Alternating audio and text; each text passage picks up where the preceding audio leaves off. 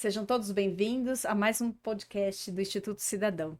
Hoje, meu nome é Eliana, eu sou voluntária do Instituto Cidadão e hoje nós estamos aqui com o Maurício, também voluntário, assistente social. Maurício, gostaria que você se apresentasse um pouquinho, contasse um pouquinho da sua história, de como que começou no Instituto. A gente está lá no Instituto Cidadão já são 18 anos, né? A gente tem um resumo das atividades, desse trabalho voluntário de ajuda ao próximo.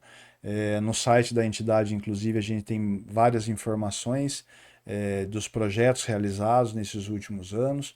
E o foco principal que a gente desenvolve no sentido de projetos, né? Mais focados com a pessoa em situação de rua. Na verdade, a minha bandeira, a minha especialidade, vamos se dizer, são as pessoas em situação de rua, os moradores de rua. A gente tem outros projetos também, né, voltados para a família, criança, adolescente, idosos, mas a minha área, né, a minha missão de vida são com os irmãos que estão em situação de rua. Falando um pouco nesse assunto, conta para nós um pouquinho o que é o morador de rua. A pessoa em situação de rua, o morador de rua, ele é um indivíduo, um sujeito, uma pessoa, né, que perdeu os vínculos, né, familiares, ele está em uma situação que a gente chama de risco social, né, perdeu a moradia, o perfil, se a gente fosse colocar hoje, ele está entre 20 e 60 anos, tem a questão da habitação, né, que muita gente acredita que não é um fator primordial, principal da pessoa em situação de rua, mas né, que é a perda da moradia. Vem associado com os vínculos familiares rompidos ou, né, conflitos com poucas chances dessa retomada. A questão da dependência química, que a gente inclusive tratou em outros programas, em outras conversas. A questão da parte psiquiátrica, por conta hoje do uso de droga, a gente tem muito paciente psiquiátrico em situação de rua e que não consegue, né, mais retomar situações simples, né, do dia a dia, como higiene, alimentação. Então, o perfil do morador de rua hoje em dia um perfil difícil, inclusive, de trabalhar, de tratar, por conta da falta de políticas públicas, de ações descontinuadas, né, e um pouco do que a gente vai estar conversando hoje. Como você é um estudioso, né, e como sua bandeira principal, você tem o perfil, assim, como que está o Brasil hoje, como que essa população tá dividida, ou como que ela está situada hoje no Brasil? Quantos tem? Como que você poderia dar um panorama no... A gente costuma dizer que são vidas invisíveis, né? Porque nem o Estado, nem a própria sociedade acaba enxergando essas pessoas em situação de rua. A gente tem um levantamento preliminar, não é oficial, né? Não é IBGE, de 282 mil pessoas em situação de rua no Brasil. Recentemente eu acabei de ler um estudo de uma faculdade, uma universidade federal de Minas Gerais, que apontam mais de 300 mil pessoas. O cadastro único deveria ter esses dados, né, que é um censo, né, um dado oficial do governo, mas a gente sabe que não atinge, Tá né, a atualizado. métrica, a realidade. No estado de São Paulo são cerca de 80 mil pessoas em situação de rua, a capital paulista cerca de 50 mil, a região onde a gente está aqui, que é o Vale do Paraíba, região metropolitana, cerca de 3 mil pessoas em situação de rua, e aí as cidades que a gente acompanha, né, Pinda, Taubaté, Caçapava, essas cidades próximas aqui ao Corredor Dutra, a gente tem a informação de cada uma delas, né? São José dos Campos, que é praticamente que a capital da região, tem muito mais, né, do que Taubaté e o Vale Histórico, né? E aí de Jacareí para frente, Guarulhos, né, até chegando na capital paulista, o número vai aumentando. Assim, onde vivem essas pessoas? Por que que elas vivem? Por que que elas estão na rua? Como a gente tinha dito, o problema principal ele vem com o rompimento dos vínculos familiares, com os conflitos, a maioria são homens, né? Cerca de 90, 95% são homens. Então teve algum conflito com a mulher, ou com a mãe, com o pai, saiu de casa em decorrência ou da dependência química ou do agravamento de alguma outra situação, na maioria das vezes de conflito, ou perda do emprego, ou ou perda da moradia, e aí passou a viver em situação de rua. A gente divide esses momentos entre inicial, intermediário e avançado, né? Inicial ele está com o pé na rua, mas ainda tem um contato com a família. No intermediário ele já não se reconhece mais no grupo familiar, e aí ele está naquela fase de que ou, né, as políticas públicas abraçam, ele recebe um atendimento, ou ele vai acabar indo para o avançado, que são os casos psiquiátricos, os casos que a dependência química já está mais grave. Inclusive tem a questão da internação compulsória para esse terceiro nível, que é o avançado, né? E eles vivem, a maioria deles, na região central, né?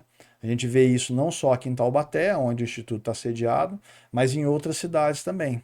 Ele está na região central, próximo ao mercado, né? A rodoviária, terminal rodoviário, e locais onde eles conseguem, né? Alimentação e algum tipo de apoio para, não vou dizer sobrevivência, né? Porque não dá para você dizer que você vive na rua, né? Você sobrevive, né? Com os riscos, com a criminalidade, com as dificuldades de estar nas ruas. Falando do Instituto Cidadão, aqui de Taubaté, né? Vocês têm um trabalho efetivo aqui no município, né? Conta para a gente aqui qual que é o cenário hoje, como que você vê essa população aqui na cidade de Taubaté? O Estado, né, a gestão pública costuma dizer que a pessoa está em situação de rua, o morador de rua está na rua porque quer. Isso é uma mentira, né? É uma enganação, vamos se dizer, e só contribui de forma negativa para esconder, vamos se dizer, ou para não assumir a própria responsabilidade das gestões. E no caso de Taubaté, que não é diferente de outras cidades aqui da nossa região, a gente tem só aqui em Taubaté cerca de 500 pessoas em situação de rua, e o que falta é realmente políticas públicas. O Instituto Cidadão, com os poucos recursos que ele possui, ele faz um trabalho, né? Então a gente faz abordagem social, que é esse primeiro acolhimento, que é visitar as pessoas em situação de rua no local onde ela vive, na onde ela sobrevive, né? Oferecendo alimentação. Temos um espaço aqui na região central que oferece a questão da higiene pessoal e que dá a possibilidade de um tratamento para dependência química para aqueles que aceitam de forma voluntária. A gente tem alguns outros projetos que a gente quer desenvolver também mais à frente, e um deles é o consultório de rua, que junto com uma equipe médica, né, de enfermagem, inclusive, está oferecendo alguns atendimentos e encaminhamentos emergenciais. Ah, interessante. E falando de projetos, eu sei que o Instituto tem um projeto chamado Projeto de Vida, né? Como que vocês trabalham esse projeto de vida para o morador de rua? Eu acredito, né, e a equipe técnica, os voluntários que trabalham junto com a gente lá, a gente acredita que para a pessoa deixar a situação de rua, ela tem que trocar, né? A gente costuma dizer que às vezes é fácil tirar o irmão da rua, mas a gente não consegue tirar a rua de dentro dele. E esse projeto de vida ele vem de encontro com isso. Oferecer alternativas, mas de forma conjunta, completa, não é? Com vários serviços, com várias situações que vão favorecer com que ele deixe a situação de rua. A gente tem um trabalho baseado na roda da vida, né, que a nossa vida é dividida praticamente em 12 áreas, né, em 12 fatias. E nesse trabalho do projeto de vida, ele vai atender cada área dessa da nossa vida. Então, que não é diferente para a gente, né? A pessoa que está em situação de rua, tem muita gente com nível superior, com conhecimento, apesar de não ser a grande maioria, mas eles tinham, né? Ele não nasceu na rua, né? Ele tinha um histórico, ele tem um histórico de vida, e antes dele ir para a situação de rua, ele tinha casa, família, emprego, tinha relacionamentos. E o que o projeto de vida faz? Ele quer retomar, né, isso que foi perdido, né? E tentar, de certa forma, né, diminuir esse sofrimento, essa dificuldade que é viver nas ruas. Então, o projeto de vida trabalha o quê? Ele trabalha a espiritualidade, ele trabalha o relacionamento com a família, ele trabalha a capacitação, ele trabalha a questão dos relacionamentos que a pessoa vai ter que retomar com a comunidade, com a sociedade, a questão do estudo, a parte financeira, o tratamento de saúde, na maioria das vezes a questão da dependência química, documentação, enfim, são fases de um projeto que vai, no final, tirar ele da rua e oferecer um quarto, uma habitação para que ele possa voltar a viver, né, e não sobreviver. Esse projeto, ele é um projeto bem completo, né? É bem complexo também, né? Que depende de várias frentes, de várias parcerias, né? E eu sei que vocês fazem esse projeto já há algum tempo, né? Vocês têm algum... Você poderia comentar aqui e falar pra gente algum caso de sucesso, algum desses 18 anos que vocês estão fazendo esse trabalho, se você tem como exemplificar ou mostrar para gente que realmente isso funciona, que tem resultados, né? Você poderia exemplificar para gente? A gente tem vários casos de sucesso, a gente toma um certo cuidado nessa questão da visibilidade para também preservar, né, a questão da identidade, da história de vida dos irmãos que estão em situação de rua. Então nós temos muitos casos de sucesso, de resultados, mas a gente não divulga, né, com tanta frequência por conta desse respeito que a gente tem por esses irmãos que deixaram a situação de rua e que hoje convivem normalmente, estão reinseridos na comunidade, na nossa comunidade, na sociedade. Mas a gente, inclusive, gravou um programa anteriormente falando sobre a população em situação de rua e a gente trouxe um desses irmãos, que é o Ismael, né? Que ele voluntariamente, inclusive hoje ele é voluntário da entidade, ele se dispôs a contar um pouco da história dele, a fazer parte, né, desse processo, né, explicar como é que foi esse processo de saída das ruas. Então nós começamos com o Ismael na abordagem social, isso há mais de 10 anos atrás, fizemos esse primeiro acolhimento com ele, oferecemos recursos, né, ações emergenciais, como alimentação, higiene pessoal. Ele depois foi acolhido numa comunidade terapêutica, fez o tratamento para dependência química. Depois disso, a gente arrumou uma habitação, um quarto para ele, ele passou a ter um quarto, uma moradia individual. Fizemos contato com a família, então ele retomou o contato com a irmã, com alguns parentes. E até hoje a gente ajuda no que a gente pode, né? Não só o Ismael, como vários outros que já passaram pela entidade. Como a gente costuma dizer, a pessoa precisa querer, né, esse tratamento, esse acompanhamento, esse acolhimento. O problema é que algumas pessoas estão numa situação de tanto sofrimento, né, de desamparo, de tristeza, de depressão, de dificuldade, que às vezes a gente precisa criar estratégias e ferramentas para poder oferecer essa ajuda e mostrar para ela que tem como ela sair das ruas, né? Isso é muito bonito, parabéns para vocês é, que fazem esse trabalho.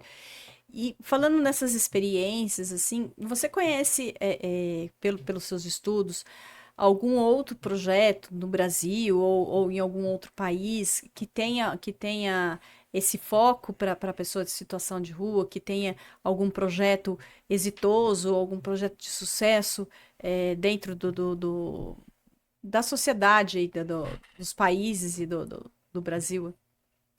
Eu gosto muito de viajar.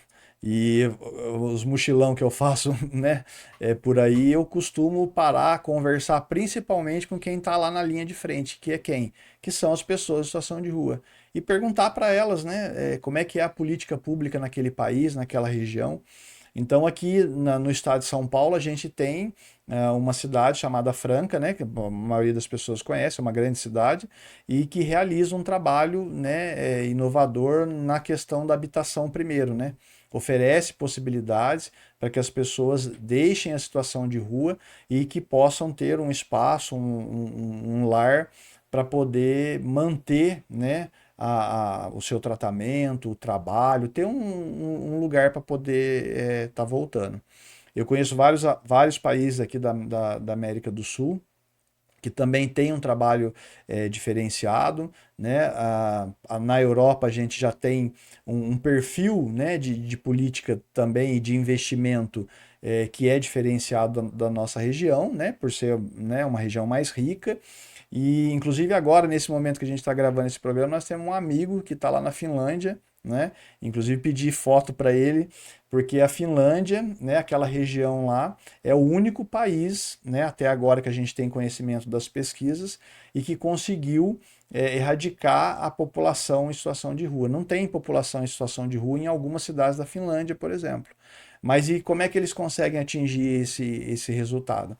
Com políticas públicas, com trabalho preventivo, com trabalho emergencial, com ações, né? É lógico que a gente não pode comparar a nossa realidade com a Europa, mas é possível, né?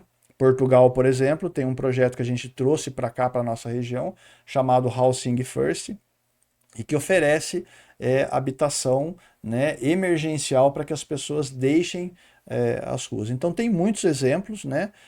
Aqui na região sul também a gente tem algumas outras cidades que realizam, né, mas precisa de investimento e vontade, principalmente política, para colocar as políticas públicas em prática. E na sua opinião, assim, diante de toda essa experiência, diante de todo esse conhecimento que você tem, qual seria a solução para esse problema? E como que funciona a rede aqui na região? Como que você poderia estar orientando e estar exemplificando essa questão, essa solução, né, e em relação à rede? É um problema complexo, não é? A gente sabe, infelizmente, que a maioria dos gestores estão preocupados com os interesses particulares, então ele não tem uma visão, né, de mundo, de solidariedade, de ajuda ao próximo.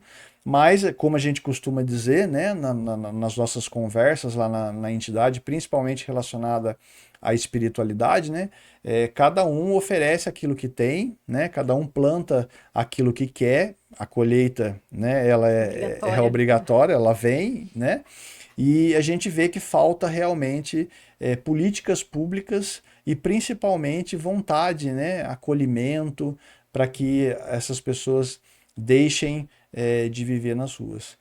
Muita gente diz que é sem vergonhice, a pessoa vive na rua porque não presta, ou porque é isso ou aquilo, e a gente sabe que não é, né? Pessoa que está em dependência química hoje, na dependência química, é uma pessoa doente, como um diabético, como qualquer outra doença. Precisa do quê? Precisa de tratamento, precisa de acolhimento, precisa de atenção, precisa de serviço, né? Que realmente ofereça possibilidades. Não adianta um exemplo que a gente costuma conversar também, que são os grupos que oferecem comida nas ruas, a maioria deles grupos religiosos. É importante esse trabalho? É muito importante, né? Mas mais importante do que você levar o alimento é você oferecer possibilidades. Você dá o alimento para o irmão que está em situação de rua, mas e aí? Né? O que vai fazer depois disso? Então precisa realmente pensar e colocar em prática políticas públicas. Taubaté acabou de fazer um convênio de quase 3 milhões de reais para poder fazer 2 tipos de serviço para o atendimento, né, da população em situação de rua. Até agora a gente não tem visto um resultado, né? As abordagens que a gente fez recentemente, a população se mantém no quantitativo, né? Então você está dizendo que o que precisa também, além das políticas públicas, além dos serviços públicos, teria que ter uma rede, né? Teria que ter um conjunto das equipes que servem o jantar, a comida, do serviço da prefeitura, do governo do estado e também de várias outras entidades que podem estar ajudando, né? Então, é isso que você tá pontuando para nós, que é uma rede, né? Essa rede existe hoje aqui em Taubaté? Como que funciona essa rede? é um trabalho, deveria acontecer esse trabalho em rede. E, infelizmente, a gente não vê isso acontecendo na prática. A gente tem aqui no Vale do Paraíba, na nossa região, o Corredor Dutra, né? Então, o migrante ou o munícipe, ele vai de uma cidade para outra, né? Às vezes recebe atendimento, às vezes não recebe. Então, a gente tem pessoas em situação de rua lá de Pinda que vem para Taubaté e vice-versa. Mas são serviços desarticulados. Tem prefeituras, tem municípios que, inclusive, levam, né, os moradores de rua. Antigamente tinha as famosas combis, né, que levavam os moradores de rua de uma cidade para outra como se fosse um objeto, né, despejando, depositando como se fosse um objeto. E a gente sabe que não é esse o caminho, né? Se você não oferece o atendimento, não oferece serviços, acaba agravando a situação, como a gente vê o caso da capital paulista, né? Praticamente que não há controle mais sobre a questão da região da Cracolândia. Só muda o problema, né? Tira lá em São Paulo de um lado, coloca em outro, entra governo, sai governo e você vê apenas as coisas se repetindo, né? Uhum. Então é triste e falta política, né? E dentro dessa visão de serviço, o que o Instituto pode estar ajudando? Quais são os projetos de Instituto para 2025 para pessoa de situação de rua? Eu costumo dizer que é importante para a gente pensar o futuro, a gente olhar para aquilo que a gente já fez, né? E eu sou uma pessoa muito prática, então eu gosto de demonstrar, de mostrar na prática aquilo que a gente tem condições e potencial para poder fazer. Então, nesses anos de atendimento com as pessoas em situação de rua, a gente já fez vários projetos. Abordagem social, fizemos duas repúblicas, né, aqui em Taubaté e lá em Pindamonhangaba, que é uma casa gerenciada, organizada pelas próprias pessoas em situação de rua que deixaram as ruas. Estamos fazendo esse Housing First, que oferece a habitação primeiro, o tratamento para dependência química, que é o acompanhamento para a comunidade terapêutica e para outros serviços. Fizemos dois abrigos emergenciais que oferecia pernoite e alimentação de forma emergencial, mas que deu um resultado muito positivo. E trabalhamos em várias frentes, com várias pessoas, né? São poucos os recursos, não temos muitos voluntários que trabalham nessa área, a gente tem muito preconceito ainda, né? Mas assim, eu acho que a gente já avançou, né, bastante nesses projetos. Para 2025, a gente quer melhorar, né, o serviço de abordagem social, ampliar as parcerias com as comunidades terapêuticas para o tratamento das pessoas em situação de rua e estamos com um projeto inovador aqui na região, que eu acho que vai ser o primeiro observatório de pessoas em situação de rua da região metropolitana, né, do Vale do Paraíba. Vamos ver se em 2025 esse projeto realmente se concretiza e esse projeto ele vai ter a finalidade de dar visibilidade para essas ações políticas, não só do Instituto, como de outras entidades que também trabalham aqui na região. Tem muita coisa para fazer, né? Mas a gente precisa, eu acho que dar visibilidade, mostrar, né, a complexidade desse problema para poder começar a ter resultados mais efetivos. Esse serviço, esse projeto, ele é muito interessante, né? Infelizmente, a gente tem um pouco tempo aqui no nosso podcast nesse episódio. Queria agradecer você e queria que você deixasse uma palavra, um convite para as pessoas que estão nos assistindo, que gostariam de ajudar, né? Tanto no observatório, nesse projeto muito inovador e muito grandioso, né? Que você pudesse deixar uma mensagem, fazer um convite e queria agradecer a sua participação aqui. Eu que agradeço a oportunidade de estar falando, né, sobre esse tema. A gente tem aí um pouco de resistência ainda, né? Não só das pessoas com quem a gente conversa, as pessoas mais próximas, as pessoas que não conhecem ainda esse problema, né? Que não conseguem visualizar esse problema. E, como eu disse, é uma questão complexa que depende de vários fatores, de várias frentes, de ajuda, de recurso financeiro, para que a gente possa fazer um trabalho, né, com mais resultados. Em todos esses encontros, essas conversas que a gente faz, eu costumo convidar as pessoas para que acessem, né, o site da entidade. A gente tem aqui um resumo do site da entidade com várias informações, né? Tem o contato, inclusive, para o cadastro das pessoas em situação de rua, o canal de comunicação, né, rápida, que é o WhatsApp, as redes sociais que demonstram um pouco, né, do que já foi feito. Né? E assim, o que eu tenho para dizer para as pessoas que estão, né, nos assistindo, que estão vendo essa conversa hoje, é que venham, né, fazer parte, venham somar nesse trabalho, venham conhecer, né, como é que é a realidade das pessoas que estão em situação de rua e o que o Instituto faz, o que a gente oferece. Venham somar, venham fazer parte, venham nos ajudar, porque qualquer ajuda, por menor que seja, ela é muito valiosa e para quem recebe, né, lá na linha final, que são os moradores de rua, isso faz muito a diferença. Um café, uma conversa, um abraço, um acolhimento faz muita diferença. Sejam todos bem-vindos, então, a compartilhar esse Sejam todos momento. voluntários. Sejam todos Muito voluntários. obrigado. Obrigada.